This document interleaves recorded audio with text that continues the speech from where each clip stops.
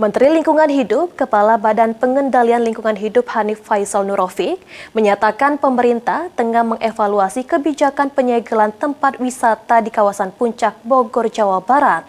Evaluasi tersebut dilakukan menyusul dampak sosial dan ekonomi yang ditimbulkan terkait penyegelan tersebut, dengan tetap memprioritaskan perlindungan lingkungan.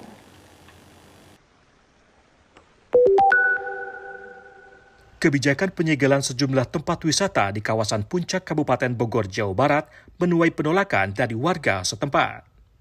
Mereka menilai penutupan tempat wisata telah menurunkan pendapatan dan lapangan kerja bagi masyarakat. Menyikapi hal tersebut, Menteri Lingkungan Hidup sekaligus Kepala Badan Pengendalian Lingkungan Hidup Hanif Faisal Nurrofik pada Jumat 17 Oktober menyatakan, pihaknya saat ini tengah melakukan evaluasi terhadap kebijakan penyegelan tersebut. Ia menegaskan penegakan hukum akan tetap berjalan, namun dilakukan secara bertahap agar tidak menimbulkan dampak sosial yang terlalu frontal.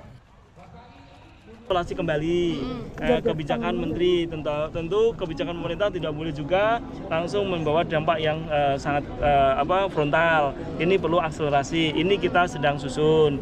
Kemarin kami telah kehadiran beberapa tokoh masyarakat ke kantor, ke rumah dinas menteri untuk membicarakan ini. Maka kami menskenariokan dalam 1-2 hari ini kita akan undang yang teman-teman yang terkenal langsung ya, arahan dari menteri untuk dilakukan akselerasi. Hanif juga menegaskan penataan lingkungan adalah harga mati. Oleh karenanya, pemerintah tidak akan memberikan dispensasi bagi pelanggar yang berpotensi menyebabkan kerusakan lingkungan di masa mendatang.